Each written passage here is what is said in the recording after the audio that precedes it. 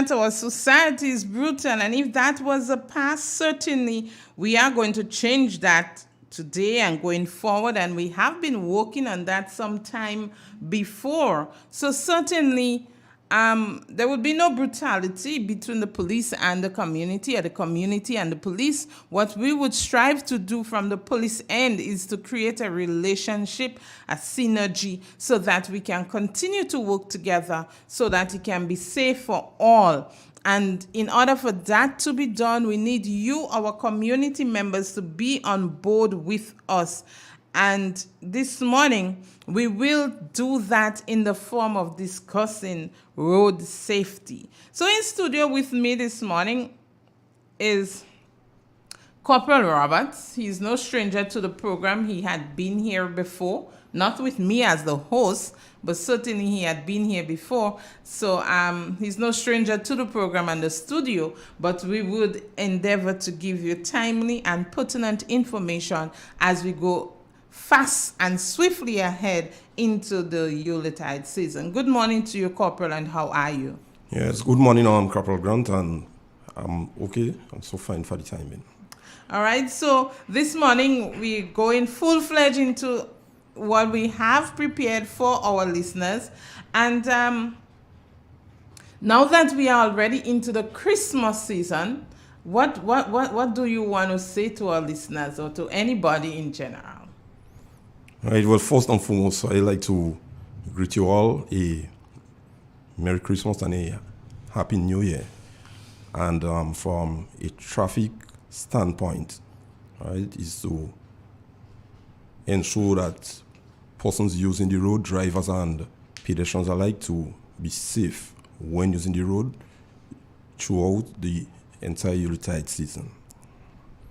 Oh, thank you so much. So listeners, may I let you know that this morning program would be slightly different. We would not be taking much of the commercial breaks, but what I'll be doing is within the Corporal Roberts presentation, I would be interjecting with some crime prevention tips, and this would be our infomercial section. So I will be giving you some reminders as we go along. So even if we're discussing traffic, when I intend to give him a break into catching his breath, I would be giving you some crime prevention tips. So now that he has introduced himself, I would go straight into some crime prevention tips, and I would leave two with you. So one of them I would like to tell you this morning or remind you of is to be careful who you let into your home, not just for the Yuletide season, but as always, especially when you have children and elderlies at home. Be careful as to who they or you allow into your home, especially persons coming and ask for a phone call, to charge their phone, for a drink of water. Please be careful. Not all who say hello is really genuine with that. Additionally, do not keep large sums of monies at home. It's a time of the year when, for some reason, our cash grows, whether it is through salary or other means family is sending it for us. So do not keep large sum of monies at home. All right, so please, listeners, be guided. I know we can be carried away sometimes because of the season, but you have extra cash. Remember, there are rainy days ahead. Please secure it and don't just leave it at home. So Corporal Roberts, this morning, looking at road safety and how best we are preparing ourselves for the Yuletide season. I know that from a traffic standpoint, you are obligated to keeping our streets safe, right?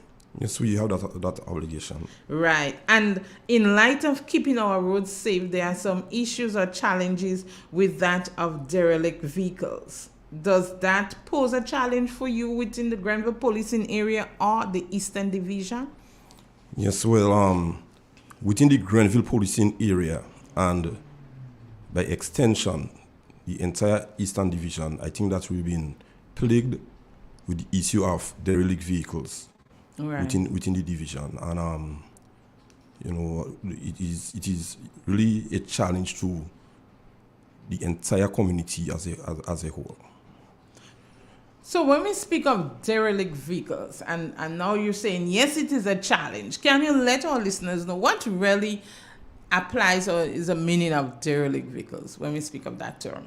Well, okay, well, basically, derelict vehicles are decrepit vehicles, vehicles which have been wrecked and that have become useless. In other words, which are abandoned and illegally dumped in the environment. And also, abandoned vehicles will be tagged with an official notice where found or otherwise reported. Okay. And in regards to derelict vehicles, is there, you said yes, it is a challenge for the Eastern Division. What are some of the challenges does derelict vehicle poses to the day-to-day user of our various streets or roads? Okay. For one, it really poses, the problem of obstruction, right? Motor vehicle obstruction. Right. That is one of our major challenges. And within the same breath of the obstruction, all right, it creates, in some cases, it creates accidents. Okay. Okay. Many a times when vehicles are, abandoned vehicles are left, by our narrow roadways, it really causes and creates accidents. And I could go on to say that in terms of public utilities, all right, because in some areas we do not have what we call the water pipes, right? That at sometimes is underneath our road surface, but it may be on the side. Right. But according to how derelict vehicles are parked along the narrow roadways, it makes it impassable, for other vehicles to access freely through.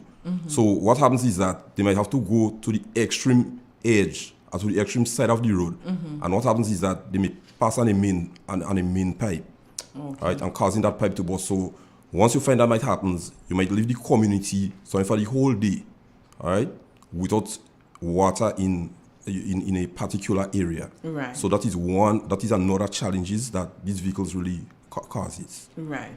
So, considering the fact that lots of our community road or villages has concrete roads, and we all know what the size and dimension of most of these roads are, apart from utilities, the utility companies where they cause damage to their property, does derelict vehicle poses any other challenges or challenges in general to emergency vehicles or persons having emergencies?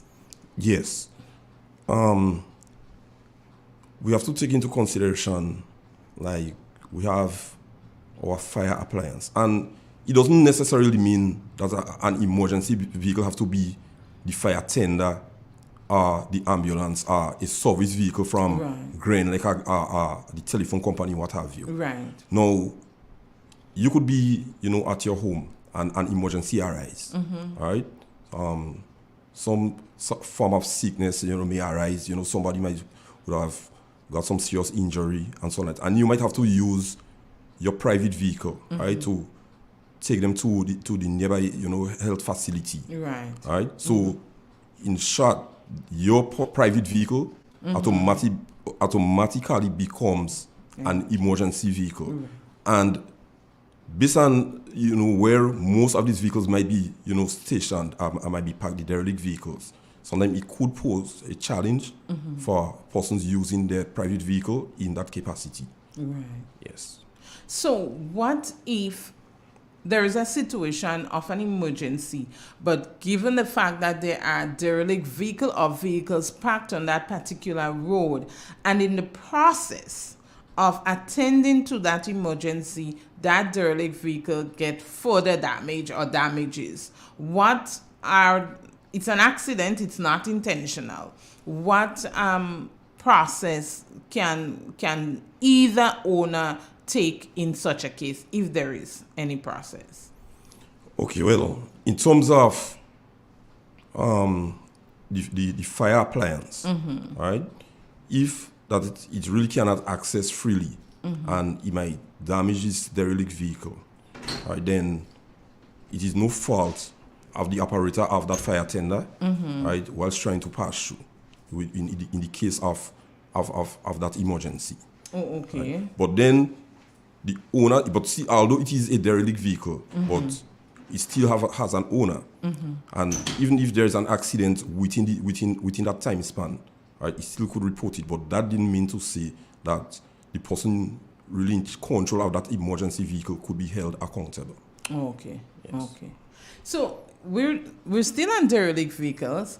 Oftentimes persons would park or dumped their derelict vehicles on other people's property. What process can the property owner take, or what should they do in having that vehicle removed? Okay. Now, what a person can do is that you can make a report, right? The first step, is that you make a report to the police, right? Then we as the police, we get in contact with that person, Right. the person who would have, dumped that vehicle, The vehicle owner. yeah, right, and onto the person's property. Right. Then we have an obligation now, right, to serve a notice. All right. Now would be in collaboration with the Ministry of Health, and under Section 39 and Act 16 of the 2016 laws of Grenada, 2021 laws of Grenada. Right, we serve that notice, right, to remove that vehicle, Okay. and you should at least remove that derelict vehicles within a period of 7 days. Right. Right? Now,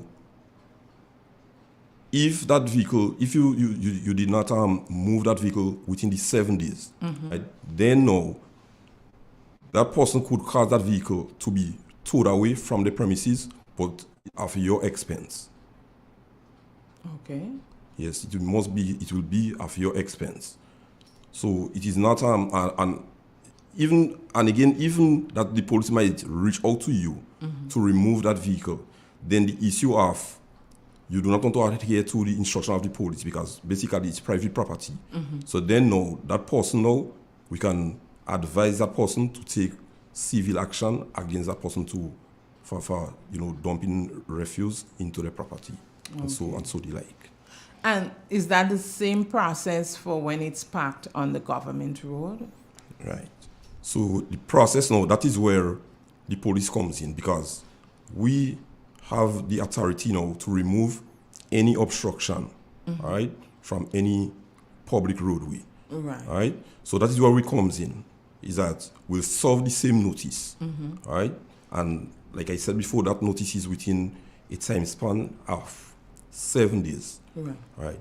So failing now to remove that vehicle within the 7 days, that is where we comes in now, and then we have the authority to tow away that vehicle. Right. Right. But then it will be the owner's expense. Or if you may be operating a garage, and that vehicle, has been left in your care, right? Then the person who is in control of the garage and who is in charge of that vehicle at the time, he is responsible for all costs incurred. Oh. Yes. Okay. Listeners, you are tuned into Real FM 91.9, 91.5. And in studio this morning, we are in the conversation with the RGPF, and we are discussing matters pertaining to traffic and how we can make our streets safe for one and all. We would also, at present, we have been touching the issue of derelict vehicles, and as the corporal rightly said, derelict vehicles are vehicles that are not motorable or broken down or damaged and is just packed on one's property or the public roadway, and it's left unattended. Yes, there are processes in having them get out. But Corporal Roberts, what happens, or how do you as the police or any other private owner go about, after asking the owner or the controller of that vehicle to move their vehicle and they refuse to do so, you now go ahead and stand the cost of having it being removed, and that owner or controller, in the terms of the garage operator, do not accept that liability. Does it mean that the owners have for payment have to go through the court system? Well, as it stands, I don't think that we have anything so far like, to charge and so on like that. But I can reassure you on is that that vehicle will be taken, right, to a place like in a storage area. Right. So let's say, like, for instance, we have Camp Raymond, or we call the SSU camp at Paul's, and so on, and that vehicle will be stored in that area. And if it happens that you do not come forward, right, to pay to get that vehicle, it just remains there. But then you cannot hold the authorities accountable, because it spells out on the notice that any fees incurred, right, you are responsible. So once you so desirous of getting back your vehicle, you pay the fine and the vehicle will be released. As you say that, I am picturing in the case of the police officer moving that vehicle, they have a place where they can put that vehicle. Does that same process apply to a private owner? So it's dumped on my private property. Yes, the notice was served by the police, but however, the owner or controller still did not come forward to have it being moved. And as the property owner, I got it moved. Do I have the same opportunity as the police to have it stored at a particular fine location to do so? Well, it is twofold, all right? No, it could be, you can take it, you can, and discussion with the police, all right? You still could take it, all right, to a proper storage area. Okay. If not, and I'm speaking in terms like a police, compound, like SSU camp and so on like that, you might just have to get it out from your property and have it at a safe place off the road, right? But alongside you, not in the roadway though, but alongside the road. But what is important, you get it out of your property. Okay. Yes.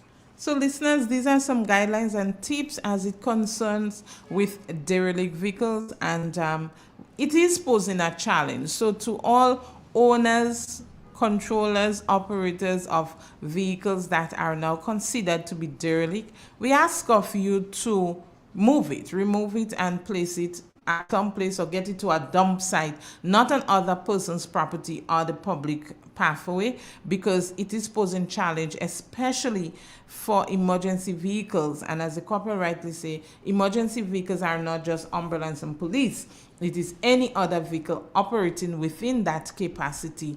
And Yuletide, Christmas, we know oftentimes heightened baking, more electricity being used. We're not asking for fires, but just in case we have a property fire, we don't want that any of the emergency vehicles are challenged because of derelict vehicles. Anything else you want to say on the topic, Corporal? Yes, I just want to reach out again, and we're not only looking at it in the light of, creating obstruction to the, to the public thoroughfare, but let us look at it at a wide scope. Now, derelict vehicles, whether on private property or within the public domain. Now, one of the challenges, it really poses is that we have to look at it, at a health hazard. Right. Because it really creates breeding spaces for insects and rodents. Right? And we do not have control, over breeding species. When I say that in terms of a mosquito will, breed here, a rat will breed here, and then it will be confined to that area. Right. Right? So we're not saying that when, these these creatures might multiply, that they are restricted, to that area. So we're looking at it, far and large, that when it happens that these, creatures multiply, right, you find that they spread out, throughout throughout the environment. So we look at, diseases. We know that mosquitoes, flies, rodents, all right, they contract and they spread diseases. So this is another area of concern we have to take into consideration of with such derelict vehicles. Right. So listeners, as you hear, it's not only posing a challenge for emergency vehicles and other uses of the road, but it also poses a health challenge. And we've seen it. We all can see it. It's the mosquitoes, the rats, the mongoose, the snakes, name it. That is what happens when those vehicles are left abandoned or unattended on other person's property or even on the public way. So, Corporal, we'll be looking, before we go into the traffic management for the Yuletide season for the Tongue of Grenville, which we know we must touch. We'll leave that as the last because we want persons to remember some of those alteration to the traffic, normal flow of traffic for the Tongue of Grenville. But what I want us to touch a bit on, how can we and we collaboratively, meaning law enforcement and also that of John Public, make our streets safe or safer from one and all? Because oftentimes, as it is now in the Tongue of Grenville, some construction work or repairs are being done to the various streets, and it slows down the traffic. There are what one may consider to be obstruction within the streets. Yes, what can we do? Yes. How can we make it safer for all of us? Yes, because some of the construction has not been completed right as yet, and in terms of putting the slabs onto the sidewalk, because we speak on Victoria Street, and that is one of our main streets in the Tongue of Grenville. On the left side of that street, we have some construction work going on there, and we know definitely that it poses a challenge. But we have to look at our vending situation. Right? Now, what you find is that we have the vendors, encroaching, onto the sidewalk. Right. And mostly all the streets in Grenville, in the Tongue of Grenville, are one-way traffic streets. So when you have vehicle parked on one side of the street, right, and mostly it's to the sidewalk side, mostly are the vehicles, you'll find this vehicle parking. Then you have vendors now vending on the sidewalk. So you're causing the pedestrians, and meaning that is persons who travel about on foot, right? You're having the pedestrians now competing, right, with motor vehicles, right? So from that perspective, as it relates to the vendors, right, persons who might be selling clothing, textiles, or dry goods, or fruits, vegetables, what have you. The market score is not really ideal to accommodate each and everyone.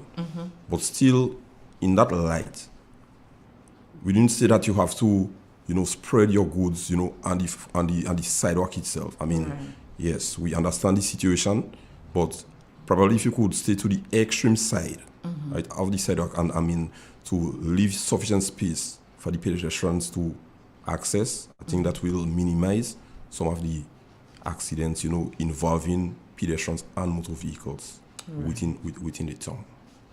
All right. So listeners, you've heard it. We're still on making our streets safe, but at this time we will just take a brief infomercial break, and we'll be right back with Corporal Roberts as we continue to discuss How can we make our streets safe for one and all? Now, oftentimes, listeners, we know that our families are pretty big.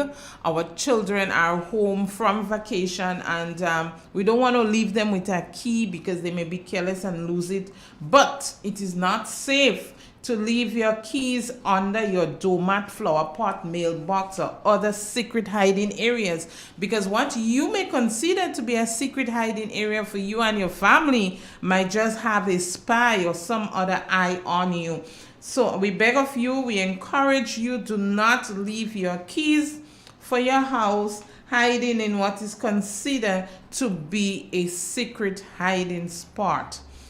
Please find some other arrangement with your children or other family members in so doing, in securing the key or gaining access to your home. I want to urge and encourage you listeners to establish a good neighborhood watch or a camaraderie relationship between you and your neighbors. So in the event that they see something, hear something, know something, they will certainly say something. And as a result, a crime can be prevented or a crime can be solved. And obviously, our window screens, that is the insect mesh or screen, are not human screens. So at night and when you are leaving your home, please do not think that is any protection for your home, but instead close all doors and windows in your absence, especially at night. Do not take it for granted and leave your windows open, because that might just be an opportunity for someone who has the ability to get into your house. So you need to ensure that you make your property target hardening. And just before we go back to Corporal Roberts, may I say, when traveling late, ensure that you have someone in your company so that in the event of any eventualities, you can have some form of assistance. And of course, we're talking traffic. Ensure that you always drive defensively and think of other road users. So we're discussing traffic and traffic management for the Eastern Division, and more so with emphasis for the Grenville policing area. But we are now looking at how can we make our streets safe for one and all for the season and going forward. So Corporal Roberts, apart from the construction that is taking place in the town of Grenville and also the vending issue that we have time and time again within our streets, generally, what would you like to say to our listeners in regards to safer streets? Okay. Now, notwithstanding the nature and the condition, of our road, and I am not speaking, I'm not restricting it to the town of Grenville itself, right? I'm speaking about on the outskirts, because what you'll find, during the Yuletide season in the town of Grenville, right? You cannot drive nothing more than 5 miles per hour within the town of Grenville, right? So speed, I am ruling out speed here, right? But I'm speaking on the outer perimeter, right? So I'll just use a couple roads for reference, like Mountain Public Road, Paradise Public Road, Balthazar Public Road, Hope, and other areas where speeding is likely, right, to occur, right? And we know that this is one of the contributing factors to accidents, right? So I really want to implore on you all, let us drive within the speed limits, right? All right, driving within the speed limits, of course, will minimize, right, the speed or the magnitude of accidents, that is likely to occur, right? I want to touch on the use of the cell phones, right? The cell phones is one of the contributing factors because it is a distraction, right? Once you in possession of a cell phone, and using a cell phone while driving or any handheld device, it will, be a level of distraction to any motorist. Right? So we speak about speed, we speak about the cell phone. We're speaking now, I want to touch on the consumption of alcohol. all right? Because we know what alcohol does, all right? It impairs, the normal functioning of one, body and so on like that. So if ever, that you choose to drink within the season, probably you should get a designated driver. Right. Because we know drunkenness, use of cell phone, exceeding the speed limits are all contributing factors to accidents. Now, I also want to touch on, we have something called road rage, all right? And what you find is that, now, going to accident scene, right? When you look at the age range, of persons, of the drivers who really, involved in the accidents, we're looking, let's say, from about 19, to 35, and all these things. So it only shows that if at the age of 18, right, you could obtain a learner's permit, right, to learn to drive, right, and then now at the age of 19, right, you obtain a driving license. So which means it only shows that it will be less than 2 years, right, since that you are on the road operating a motor vehicle and meeting in an accident. What it shows? Inexperience. Right? So we have a lot of, though yes, you have a driving license, but inexperience, and you find is that you have a lot of impatient drivers on the road. All right? It's like you're coming from an area, there might be an obstruction on your side, right? And you just find it's hard to stop and what we call to give the oncoming man a blind. Right? You just feel I could have time make it, so you squeeze through. And what happens? Sometimes you collide with the oncoming vehicle in addition to the obstruction that is on your side. So you're having three set of damages. Your vehicle damage, the parked vehicle damage, and the vehicle coming from the opposite direction damage. All just because of being impatient and you just cannot wait. Right. Yeah. So listeners, these areas that were touched by the corporal are things that happen every day. Speeding, use of devices or other equipment or stuff while driving under the influence, and also that of road rage.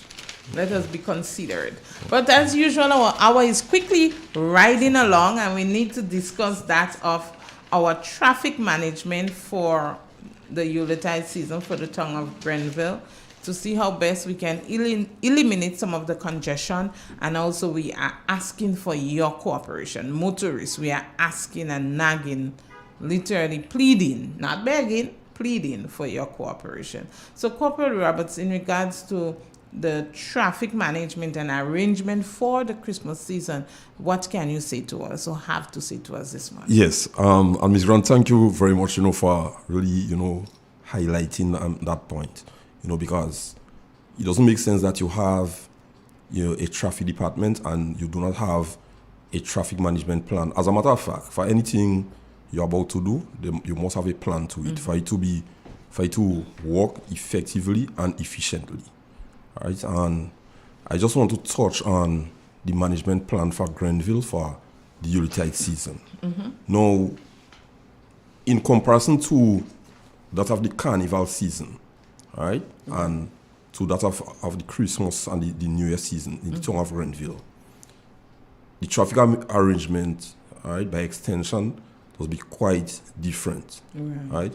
Because let us touch on the Carnival season a bit. There are certain areas that you have to close off road to accommodate the masqueraders, and so on. So, definitely you do not want, motorists intermingling with, revelers, on the ground, on the street itself, right? So, unlike the Carnival, you'll find there'll be a lot of diversions, whereby you're not able to come into Grenville.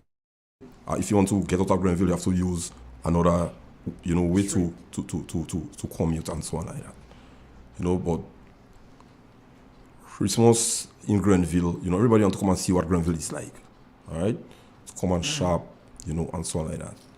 So there will not be any much closure of roads in the town of Grenville, right? The traffic will run normally. So the only changes you might have in terms of road closure is that of Sittenbronx Street.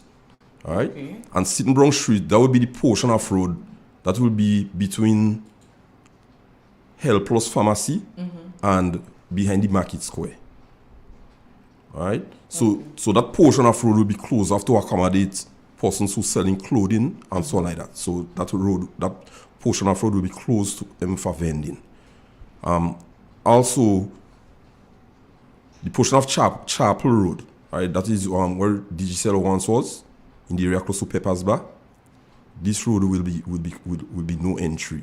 So vehicles coming in from Chapel Road, right, will exit onto Benjamin Street, but vehicles will not be able to leave from Benjamin Street to go into that road, to go out to go up to Chapel Road, to go out of Grenville. So basically, that is the two closure of roads we're looking at. Now, we would not. People have to park, right? We have to accommodate parking spaces, for persons and so on. So we know that portion of Gladstone Road, right, where that famous supermarket is, what we call Calico Supermarket, right? And we know that sometime in that area, we just have a real traffic congestion in that area, right? So no parking at some point in time will enforce the no parking from Crush Barber Shop to go up as so far as by the New Bains upper level. Right, so that portion of road at some point in time will be no parking. Right.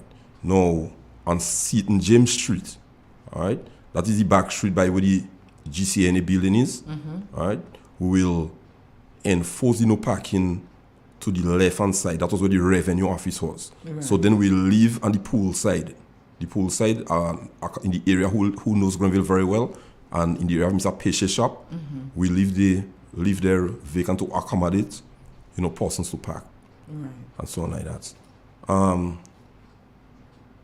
That portion of Canal Road, right, from the intersection of Griffin Lane to by the Arisa Credit Union, right, we know this road that it'll be chaotic there. So definitely, our aim is to make the right-hand side. If you're going back to Paradise, it will be to the right. If you're coming to Grenville, it will be to the left. So without a doubt, we'll make the no parking. So the same side of Arisa will be totally no parking? Yes, no parking. All right? But like I said before, if, for any other reasons, as instructed, then there may be variations. But generally, the whole thoroughfare will be open, for motorists to traverse freely through. Okay, so if we were to reiterate that traffic management, you're saying Gladstone Road, that's within the Calico area along that street, from the barber shop to Baines level would be totally no parking. No parking. Right. Yes. And you have some no entry. Yes, so two streets will be no entry. Right. So like I said before, Sittenbronx Street, that is the street Health Plus, and at the back of the Market Square. Right. All right. So then, every year we really accommodate vendors to use that portion of road there. So we're closing out that street, Sittenbronx Street, for vending. And do you have a timeline as to when they would be closed? Well, I cannot give a definite thing, but it should be at least about the second week in December. And that closure, would it be for a stipulated time of the day, or would it be for a period? Yes, so it will run all up to Christmas Eve. Into Christmas Eve. Yes. Okay. All right. Yes. So listeners, there you heard it. And bear in mind, even if you're hearing limited parking, no parking and no entry, you also have to consider that the town of Grenville, the streets of Grenville, had some construction work ongoing and had been done. So there has been a lot of changes to the streets of Grenville. So places that you knew or thought it's okay to park, It's not that the police had deemed it no parking. It's just because of the construction on the road path or the streets that it makes it impossible for parking. So then if you're leaving home and coming to Grenville to socialize or to vend or to whatever reason, you need to consider your parking area. You need to consider your safety and the safety of your vehicles. And hence we ask persons, do not display your valuables in your vehicle, and do not just park your vehicle helter-skelter through areas that may deem to be unsafe. But Corporal Roberts, we actually out of our hour. Is there any closing remarks you wish to leave with our listeners this morning? Bear in mind, you will be back in studio before the Christmas season to give the last minute bulletin. But as for now, is there any remarks you'd want to leave with our listeners? Yes. I'd like to really want to touch on this before I really depart from the program. If there are 365, I'm not checking the quarter, but if there are 365 days in a year, I think that one accident per day is too many. And so now you have two per day. Okay. Right? I only say that to say that I just give some brief stats.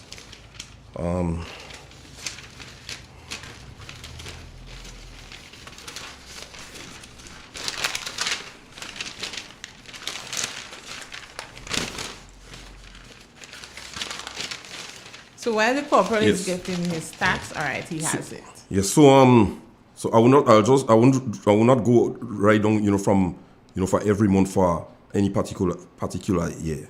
But I'm just saying for the Eastern Division from January to October, that was of last year, right? You had a total of 587 accidents, right, reported, right, and now.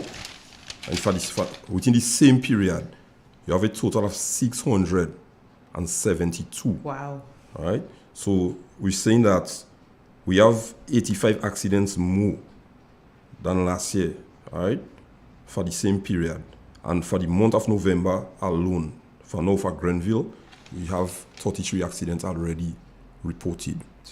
All right. So I'm only saying that to say, all right, within the Grenville policing area, there are too many accidents.